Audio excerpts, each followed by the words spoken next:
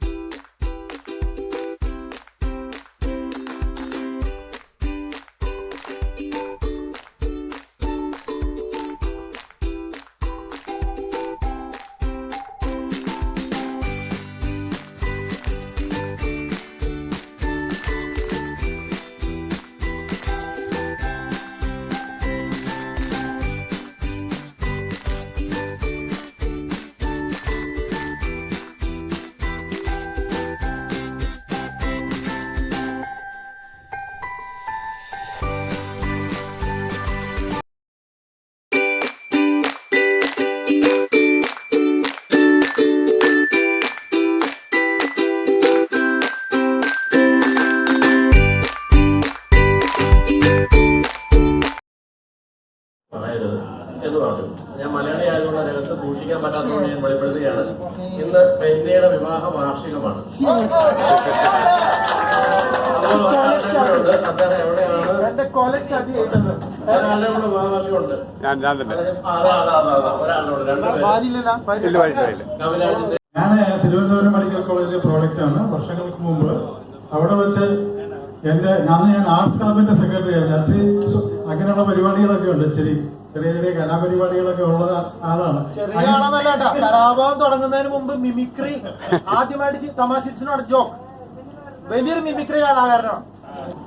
പിന്നെ വളരെക്കാല സോവിയറ്റ് നാടുകളിൽ ഈ കാണുന്ന രണ്ട് കലകളുടെയും ചിത്രങ്ങൾ നിരവധിയായി ഞാൻ കണ്ടിട്ടുണ്ട്. സോവിയറ്റ് നാട്, പിന്നെ അന്നാ കരീനയിലൂടെയും പിന്നെ മാക്സിം ഗോർക്കിയിലൂടെയും അമ്മയിലൂടെയും എല്ലാം സോവിയറ്റ് നാടുമായി ഇന്ന് സോവിയറ്റ് നാട്ടില് ഈ ചിത്രങ്ങളിൽ കണ്ട ഈ മോസ്കോ നദിയിലൂടെ കടന്നു പോകുമ്പോൾ ഉണ്ടാകുന്ന ആ ഒരു പുളകം പറഞ്ഞ് അറിയിക്കാൻ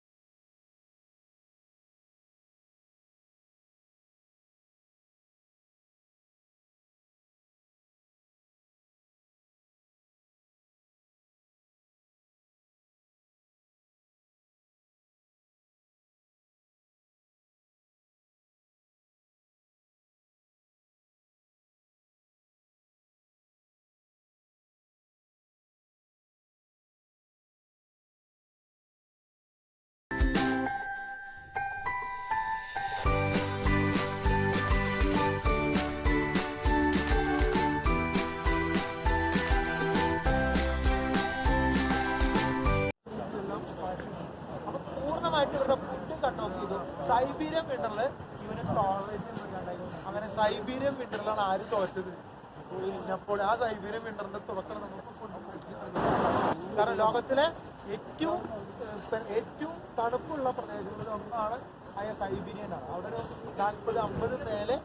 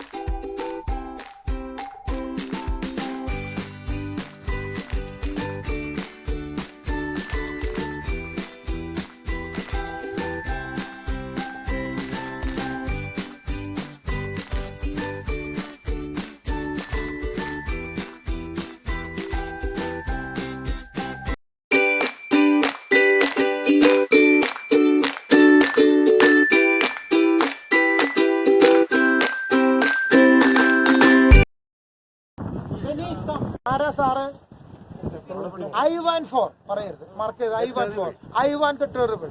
അദ്ദേഹത്തിന്റെ കൊച്ചു പീരങ്കിയാണത്. ഇത് ഗിന്നസ് റെക്കോർഡ് ആവേണ്ടത് ലോകത്തിലെ ഏറ്റവും വലിയ പീരങ്കിയാണ്. ആ പീരങ്കിയുടെ ബോള് കണ്ട, ആ പീരങ്കിയുടെ ബോള് 40 ടണ്ണാണ് ഈ പീരങ്കിയുടെ ടോട്ടൽ തൂക്കം. ഈ 40 ടണ്ണാണ് ഇവൻ ഇതുകൊണ്ടാണ് ഇവൻ പെരുമാറിയിരുന്നത്. ഈ കാണുന്നതാണ്, ഈ കണ്ടില്ലേ, ഈ കാണുന്നതാണ് ഈ പറഞ്ഞ നേരത്തെ പറഞ്ഞ ഡോർമിഷൻ കത്തീഡ്രൽ. ഈ ഡോർമിഷൻ കത്തീഡ്രലാണ് നമ്മൾ പറഞ്ഞ നേരത്തെ പറഞ്ഞ ലണ്ടനിലെ ഫാലസിന്റെ പേര് എത്തി. നിക്കോളസ് രണ്ടാമനെ 1917 ലെനിനും കൂട്ടരും പിച്ചു, അവന്റെ ഫാമിലി ഉൾപ്പെടെ അവൻ നശിപ്പിച്ചു. അതുകൊണ്ട് സാർ ചക്രവർത്തിമാര് അവസാനിച്ചു. പിന്നീടുള്ളത് ബോൾഷെവിക് റവല്യൂഷനിലാണ്.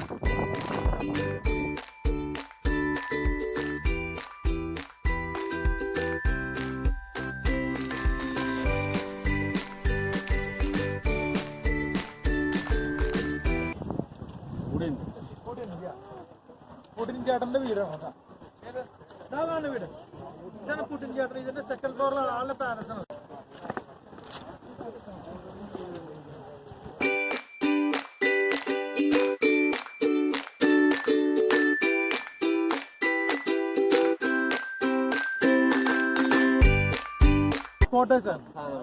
അവിടുത്തെ റൂറിക് എന്നൊരു രാജവംശം ഉണ്ടായിരുന്നത്. ഈ റൂറിക് എന്ന രാജവംശത്തിലൂടെ ആരും കാര്യമായിട്ട് ഈ മോസ്കോനെ കുറിച്ചൊന്നും അറിഞ്ഞിട്ടില്ല.